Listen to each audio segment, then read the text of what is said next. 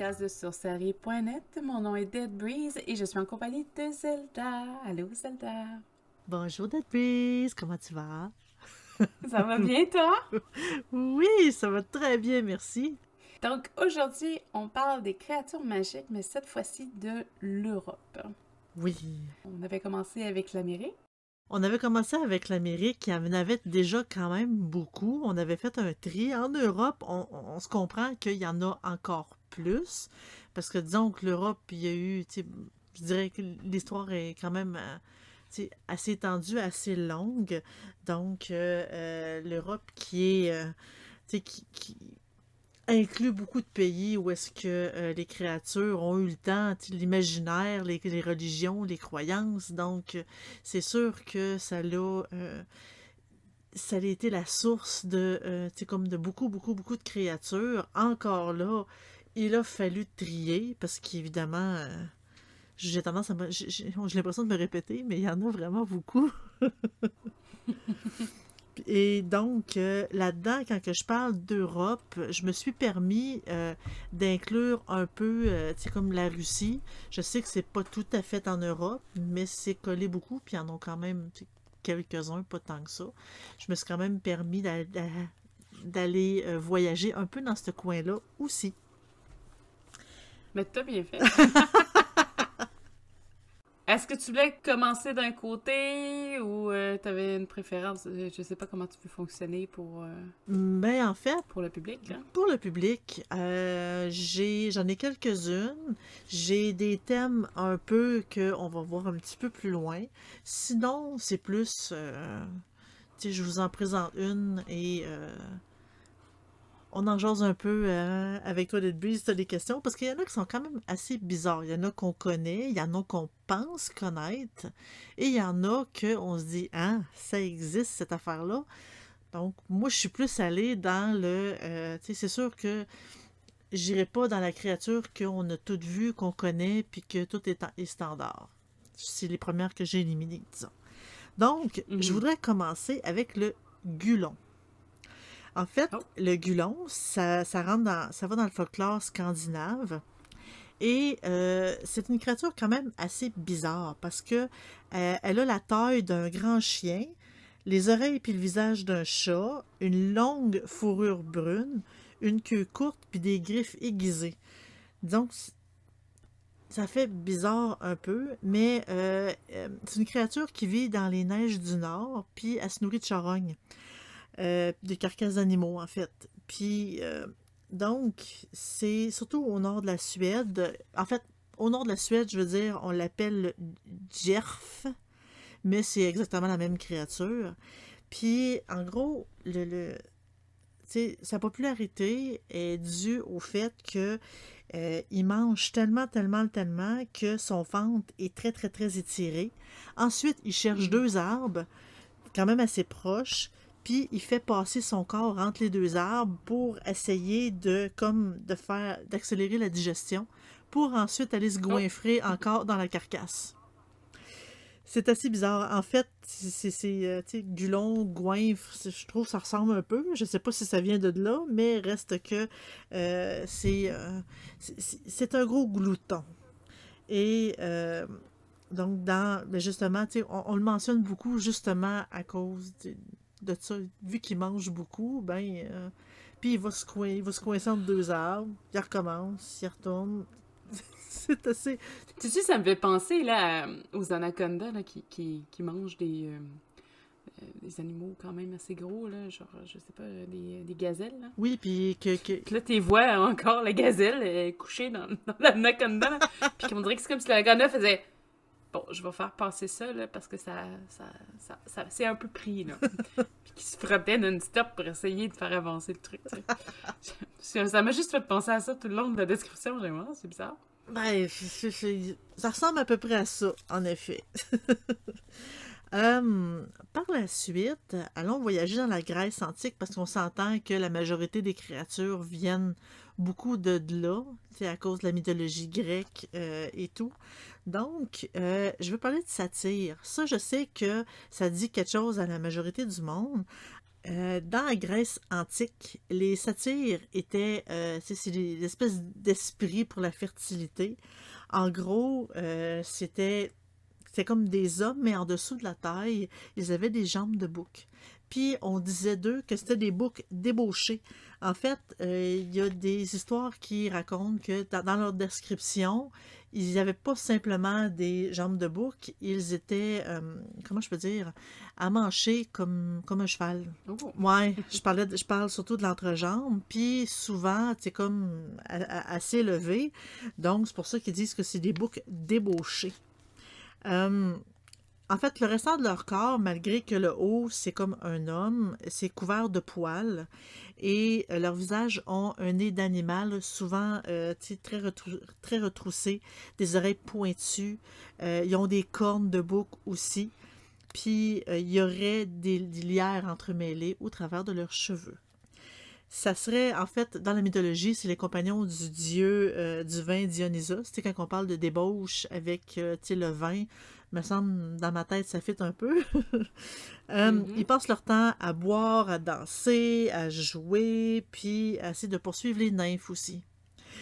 Donc, c'est vraiment pour la fête. C'est des animaux qui aiment fêter et, en fait, qui rentrent bien dans la définition de débauche, comme je le mentionnais. Par la suite, il y a des créatures de l'eau, parce qu'il y en a quand même beaucoup des créatures de l'eau. Pour en mentionner juste quelques-unes, les créatures grecques encore, il y a les Néréides. En fait, c'est des créatures qui se promènent nues dans les vagues de l'océan. C'est tout, en fait, je dis les mers, les océans, tout ce qui est eau salée. Euh, ils sont comme ils aident à la fécondité des eaux. Ils sont là pour les protéger aussi. Et ils gardent vraiment les profondeurs. Selon la mythologie, euh, il y en aurait environ 3000 qui auraient été créés vraiment pour garder les eaux. Je trouve que 3000, ça fait un chiffre assez fixe. Mais c'est la mythologie, hein? On n'ira pas juger une mythologie. Mhm. Donc, c'est pour les Néréides, mais il y a aussi pour justement les eaux douces, les lacs, les fleuves. On les appelle plutôt les naïades. En fait, les naïades, ça ressemble vraiment aux Néréides, mais c'est justement tout ce qui était, c'est comme eau douce. Puis eux, là, on va faire un lien avec les sirènes. Eux, ils meurent si leur corps sèche. Donc, Ah. ben oui, oui. Puis ils sont vénérés vraiment pour les déesses comme déesses de la fertilité aussi. Donc les eaux gardées, en fait les ruisseaux gardés par une naïade, ils sont censés avoir des propriétés curatives ou donner des visions prophétiques. Donc ils sont autant dangereuses et séductrices. Là encore là, on fait tu sais, moi je fais le lien un peu avec les sirènes là. Mais ils sont, tu sais, ils essaient de justement séduire pour assassiner par la suite les marins qu'ils réussissent à séduire. Encore pour les créatures de l'eau, il y a les Selkies. Les Selkies, ça vient d'Irlande. C'est dans le folklore irlandais, écossais et islandais. En fait, on les imagine souvent comme des phoques capables de se transformer en êtres humains, généralement en très jolies femmes. Euh, qu'on- les histoires des Selkies, c'est souvent des tragédies romantiques. En fait, ils ont une peau de phoque sur le dos. Ils peuvent se marier à un humain qui leur vole leur peau de phoque. Si l'humain brûle la peau de phoque, euh, la Selkie reste avec lui à jamais. Elle lui fait des enfants, une belle famille et tout. Mais si lui fait juste la cacher et elle retrouve sa peau de phoque parce qu'elle est continuellement à la recherche de sa peau, aussitôt qu'elle le trouve, elle le met sur le dos et elle se sauve, laissant homme et enfant à l'abandon. Donc c'est un peu des petites histoires liées euh, à la Selkie. Il y a aussi, on dit que la Selkie, une autre légende, que si l'épouse d'un pêcheur solitaire verse 7 larmes dans la mer, un beau Selkie mâle émergera des vagues et lui fera l'amour. Je me demande s'il y a beaucoup de femmes qui l'ont essayé, celle-là. On sait pas! Oh, c'est pas. Je le mentionne tout simplement parce que c'est une question que je me suis posée en lisant cette histoire-là. Par la suite, là, on va faire un petit lien avec Harry Potter, le Grindylow. Le Grindylow, c'est un démon d'eau. Il est très vert. Il vit dans les racines, dans le fond des lacs de la Grande-Bretagne. En fait, c'est une créature de forme humanoïde, longs bras, longs doigts, fragile, avec des petites cornes pointues puis des mini dents vertes. En fait, dans leur folklore, le Grindylow est censé utiliser ses longs bras pour capturer les enfants qui se promènent trop proches des étangs et les amener au fond de l'eau et les noyer. En fait, je pense que c'est plus une histoire que les mamans devaient raconter pour éviter que les enfants aient joué proche de l'eau. Mais on les voit dans Harry Potter et la Coupe de Feu avec un trident. Dans le fond, je sais pas si tu t'en souviens. On les voit, donc c'est comme une espèce de forme. Ok, ils ont peut-être des cheveux dans Harry Potter, mais c'est une des formes mythiques des Grindylow. Par là. C'est drôle parce que tu as mentionné 2 créatures que je trouve que ça ressemble à une de mes créatures, mais un mix des deux, qui est le Nyx du Danemark, qui est aussi appelé Nixie, Nyx, Naken, Nikor ou Nok, qui sont des humanoïdes qui peuvent changer de forme, mais c'est des esprits de l'eau. Et chez les Scandinaves, c'est un esprit, une espèce d'un élémentaire d'eau qui joue du violon pour attirer les femmes et les enfants vers les sources d'eau et les lacs pour qu'ils se noient. Ah. Donc, fait que, tu sais, comme tu disais tantôt, là, l'espèce de sylph là, qui attirait les femmes. Oui. Lui, il fait la même chose, mais il y a une fin assez drastique. Il n'était pas tout le temps méchant ou mauvais, parce que des fois, ça arrivait dans des histoires qu'ils étaient présents, puis ils faisaient jouer de la musique, puis tout le monde était heureux, faisait juste les écouter. Là. Oui. Comme dans beaucoup de créatures, par contre, ceux-là, j'avais comme note qu'ils sont tuables dès qu'ils sont appelés par leur vrai nom. Quand quelqu'un possède ton réel nom, là, il a pouvoir sur soi, mais c'est un petit peu la même chose avec le Nyx.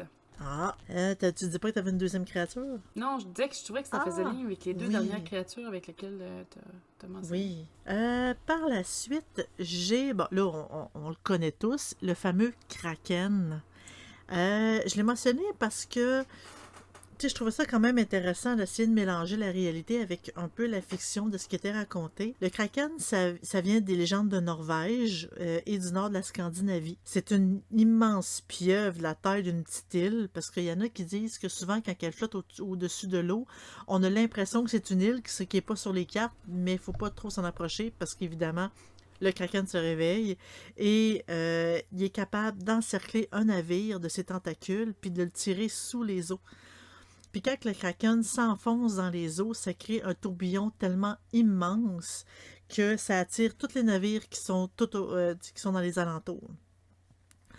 Il a toujours été classé dans les créatures mythiques jusqu'à temps qu'on découvre l'existence de la pieuvre géante. On croit que justement, c'est histoire de pêcheurs qui a tendance à toujours exagérer, qu'on pense que la pieuvre géante serait les visions du... comment je peux dire? Je m'excuse, hein? Là, je suis en train de blablablater. Qu'en fait, le Kraken serait en fait la version exagérée de la pieuvre géante. Donc... par la suite, là, une autre créature qu'on connaît quand même assez bien, mais pas tant que ça en réalité, c'est le fameux phénix. En fait, ce qu'on sait du phénix, c'est que, bon, dans la mythologie égyptienne, il y a un oiseau qui s'appelle le bénou, qui ressemble un peu comme un héron gris à longues pattes. En fait, c'est comme il y a une coiffe d'Osiris et tout, et dans les interprétations grecques de la mythologie égyptienne, on aurait associé justement le cycle de vie du phénix qui compare à une espèce d'aigle au plumage rouge et or, que à tous les 500 ans, il arrive, il arrive à Hiéropolis, qui était en Égypte en fait, puis il apporte les cendres de son géniteur. Puis ouais, il embaume le reste dans un œuf fait de myrrhe et les dépose dans un temple du soleil. Puis, à la fin de sa vie, au bout des 500 ans, l'oiseau se bâtit un nid en rameau, s'y installe et meurt. Un petit ver émerge de son cadavre que la chaleur du soleil transforme en nouveau phénix. Donc, c'est sûr que cette légende-là a été beaucoup embellie au Moyen Âge, dans les divers bestiaires. En fait, on dit qu'il y a juste un phénix qui existe à la fois, qui vit jusqu'à 500 ans, puis qu'au terme de sa vie, bon, ben justement, il érige un bûcher en face du rayon du soleil, il attise les feux, il se consume, et par la suite, un nouveau phénix renaît de ses cendres. C'est comme l'histoire, en fait la Bible l'a repris souvent justement parce que ça fait comme la résurrection un peu, puis je sais que la Bible elle aime bien ça, la résurrection. Parlant encore d'oiseaux, un autre type de phénix, mais qui est en réalité pas un phénix, c'est l'oiseau de feu. C'est dans le folklore russe. En fait, un oiseau de feu, c'est pas un phénix. Il renaît pas de ses cendres, en fait. C'est un oiseau magique au grand plumage qui scintille de rouge, d'orange et de jaune, comme une espèce de feu.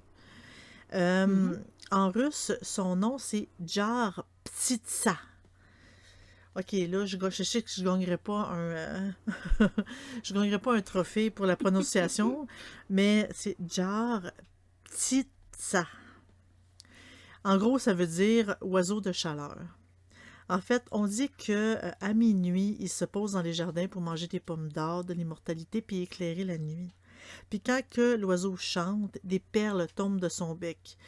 Là, ça fait bizarre un peu, mais je continue. En fait, on le voit dans plusieurs contes de fées russes. En fait, on dit que dans certains contes, cet oiseau-là, il est très, en fait, dans tous les contes, il est très difficile à attraper. Puis dans certains contes, l'oiseau, quand on réussit à l'attraper, ben c'est un annonciateur de mort. C'est très, disons que ça apporte la malchance. Donc, l'oiseau de feu. Par la suite, là, je vais tomber dans la catégorie des chiens noirs. Parce que, bon, j'ai mentionné Harry Potter tantôt. C'est sûr que dans Harry Potter, on en voit un qui est en réalité Sirius. Mais les chiens noirs ont toujours créé la peur. Puis, quand même, à plusieurs endroits dans le monde, là, je vais vraiment juste me concentrer sur l'Europe. En fait, il y a plusieurs variants un peu partout. Il y a le Barghest qui hante les régions au nord de l'Angleterre, spécialement il y a le Yorkshire.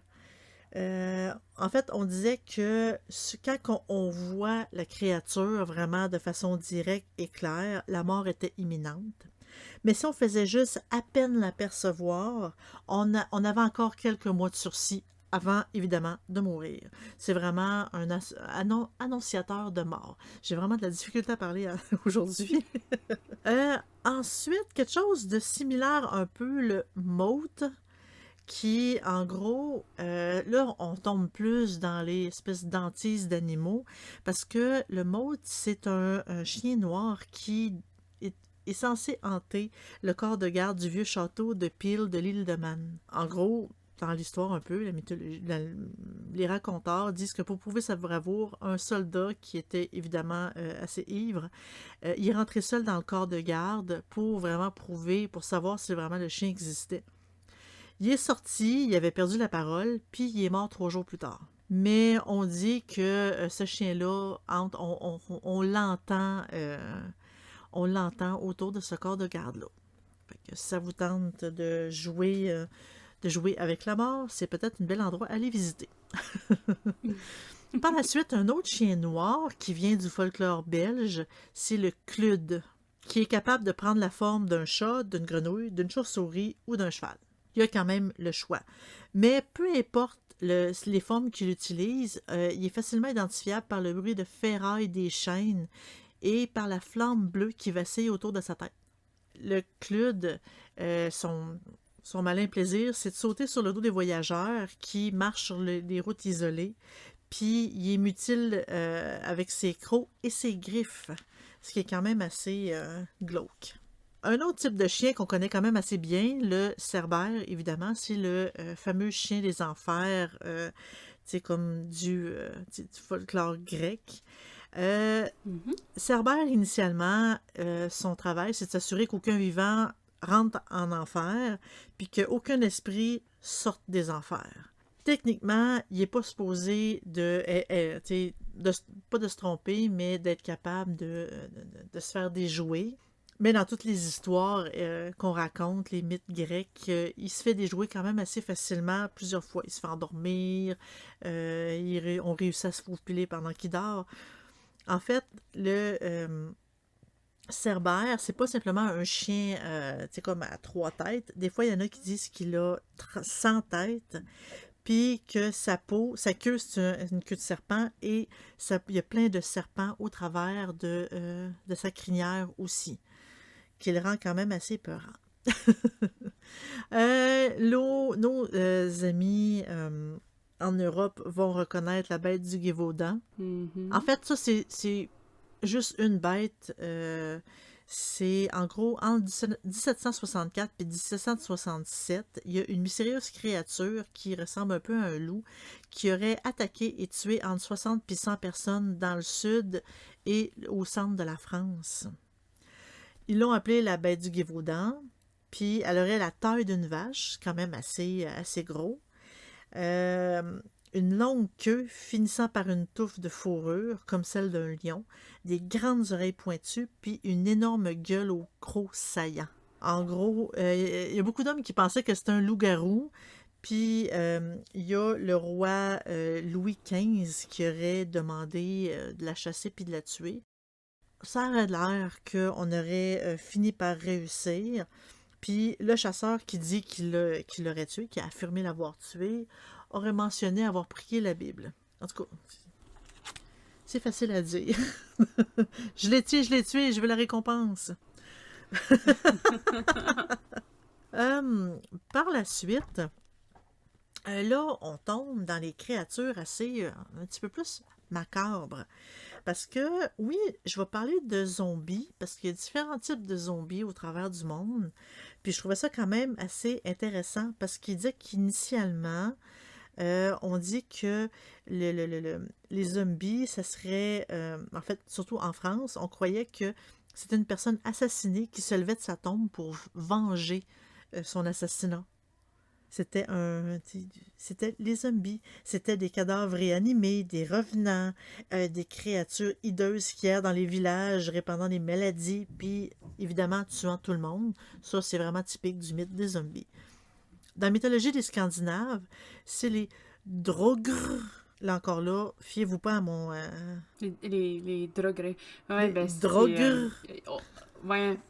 Si il y a des fans de jeux vidéo, vous allez probablement les connaître avec Skyrim. Je pense qu'ils utilisent le terme de ça. Ah, ça se peut. C'est comme souvent des soldats morts puis ils reviennent. Ben, exactement. C'est les dépouilles des guerriers vikings revenus de la mort pour attaquer les vivants.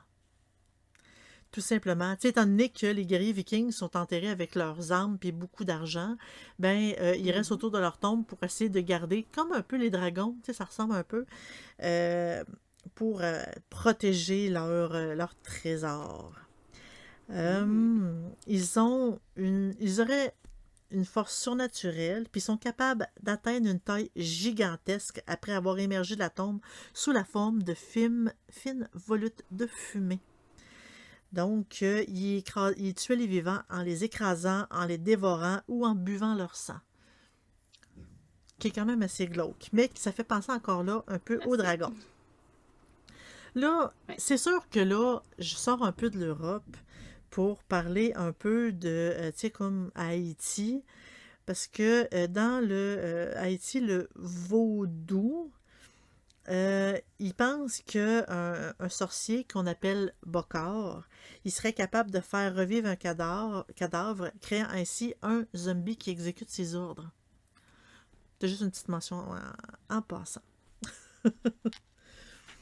Hum, Par la suite, évidemment, on a tous entendu parler un peu de la Banshee, qui est dans la mythologie celte, que en fait, c'est surtout en Irlande que ça devient. Banshee, ce qui voudrait dire femme du Cid, qui est une espèce de monde de fées. C'est un esprit messager féminin, puis c'est un augure de la mort. Évidemment, quand que tu voyais une espèce quand tu voyais une banshee, en gros, en général vêtue de blanc ou de gris, elle peigne sa longue chevelure blonde avec un peigne en argent, puis lave les vêtements de la personne sur le point de mourir. Elle en enlève les taches de sang. Donc, souvent, on entend parler de Banshee comme quoi qu'elle elle fait un grand cri strident qui est quand même très très très fort, qui peut briser le verre. Donc, selon les croyances irlandaises, quand un membre d'une famille va mourir, une Banshee apparaît pour annoncer sa mort. Par la suite, j'ai aussi le golem qu'on entend parler. Le golem, c'est une tradition juive surtout. En fait, comme on sait, c'est un homme artificiel animé. Ça vient de l'hébreu Guélem, qui veut dire matière informe. Bref, traditionnellement, c'est façonné en argile, puis animé par un mot magique inscrit sur son front ou sur un morceau de parchemin placé dans sa bouche. Le golem dont le front porte le mot hébreu Emet, qui veut dire vérité, il peut être désactivé en effaçant la première lettre du mot, qui devient ainsi Met, qui signifie mort. Donc, il y a beaucoup de récits, comme quoi de rabbins qui créaient des golems pour faire ce qu'ils désirent. C'est surtout pour protéger, mais dans la majorité des histoires, le golem, il finit toujours par perdre le contrôle, donc ils sont obligés de le tuer. Ben oui, évidemment, hein, quand quelqu'un est obéi à tous nos ordres, ça finit toujours par mal aller à la fin. C'est typique des histoires. Là, je vais rentrer dans une catégorie plus familier. Familier dans le sens de créature qui vit avec nous, qui nous aide ou pas.